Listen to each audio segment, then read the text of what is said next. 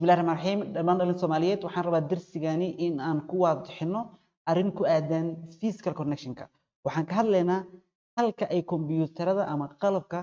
network ku soo xirmayo as cable ahaan ugu soo xirmayo halka ay kaga xirmayaan ayaan rabnaa inaan yara cadeyno iyo sidoo kale qalabka markii aan leenahay laptopka oo kale wuxuu network ugu soo biirayaa as wireless ahaan halkee marka laptopka uu network uu kaga xirmaa qaab wireless ahaan ah taa ayaan rabnaa marka inaan cadeyno waa laba arrin oo xiriir la leh inta physical connectionka haddaan ku bilaabo marka hore qalabka markii aan rabno inaan network ugu soo biirno as cable ahaan haddaan meesha ila fiiriso waxaa ka helaysa kombiyuutarkaaga god sidaan ah godka marka kombiyuutarkaaga uu leeyahay waxaa lagu magacaabaa marka NIC ama qalabkan ama circuitkan kombiyuutarkaaga gudihiisa ku jirta laakiin adiga waxaa ku muuqata kaliya godkan intaan dambe oo dhan waxay ku jirtaa marka kombiyuutarkaaga marka waxaan leenahay marka godkan ama qalabka waxaan ku magacaabaynaa marka NIC waxaa lagu magacaabaa marka network interface card haddii uusan kombiyuutarkaaga uusan lahayn network interface cardkan kuma xiri kartid kombiyuutarkaaga networka as cable ahaan uguma xiri kartid haddaan soo qaato cable waxaan leenahay sida tan kombiyuutarka markii aan network ugu soo xireyno as cable ahaan waxaan leenahay darafka cablekan wuxuu ku xiriirsan yahay tusaale ahaan switch ayuu ku xiriirsan yahay kasoo hadda aadan switch u jeedin haddaan switch aan ku xiro darafkiisa kale muhiim inoo ah kaliya darafkan marka hadda kale ee switchka haddaan halkan keeno sawirka darafkan kale marka ee cable-ka hadda darafkiisa waxaan ku switch aan ku xiriiriyay darafka marka waa darafka kombiyuutarka ku xirmayo halkee marka kombiyuutarka aan kaga xireyna marka waa halkan godkan ka kombiyuutarka ka raadi godkan ay ku xireysaa sidaa marka aad ugu xireysaa marka macnaheedu kan waxaa loo yaqaanaa marka NIC network interface card qalabkan ama circuitkan electronic ah waxaa ku guban oo baarin ah cinwaan loo yaqaano MAC address kombiyuutar kasto maadaama uu leeyahay marka NIC-gan waxaan ka hadlayaa kombiyuutarada network ugu soo biiray as cable ahaan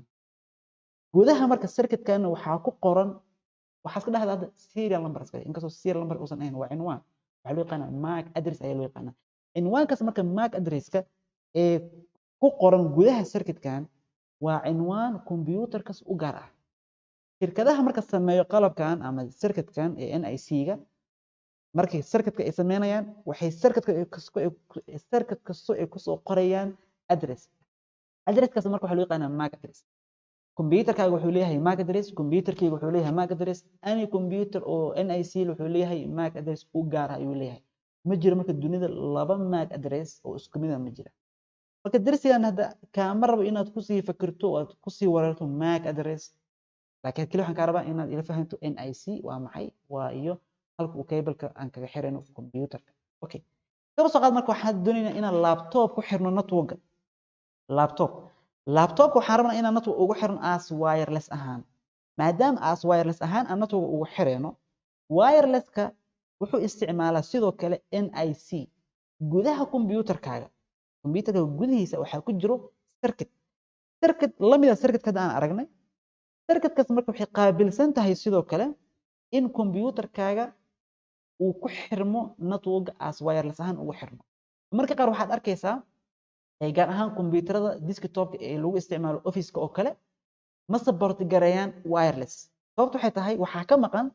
circuitka oo ama NIC-ga wireless ayaa ka maqan laptopska casriga way wataan kaba soo qaad marka tusaale ahaan guriga waxaa ku yaalo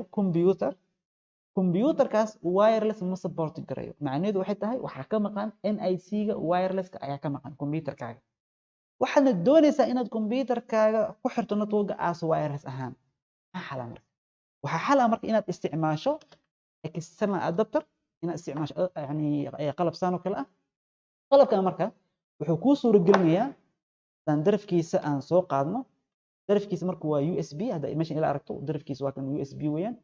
darafkiisa marka waxaa ku xiriirinaysa kombiyuutarkaaga oosan kuu support gareynin wirelesska ayaa darafkan USB ahaan aad ugu xiriirinaysaa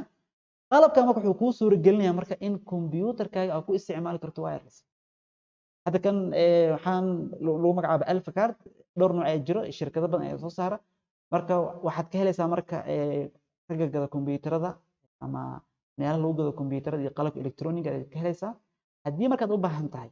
in kombiyuutar uu yaalo oo aan wireless support gareynin inaad network ugu soo biiriso as wireless ahaan waxaa xal ku ah marka external adapterkan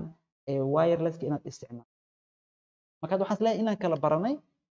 halka kombiyuutarada ama qalabka ay kaga xirmaan networka markii aan ka hadlayno wirelesska iyo markii aan ka hadlayno cable-ka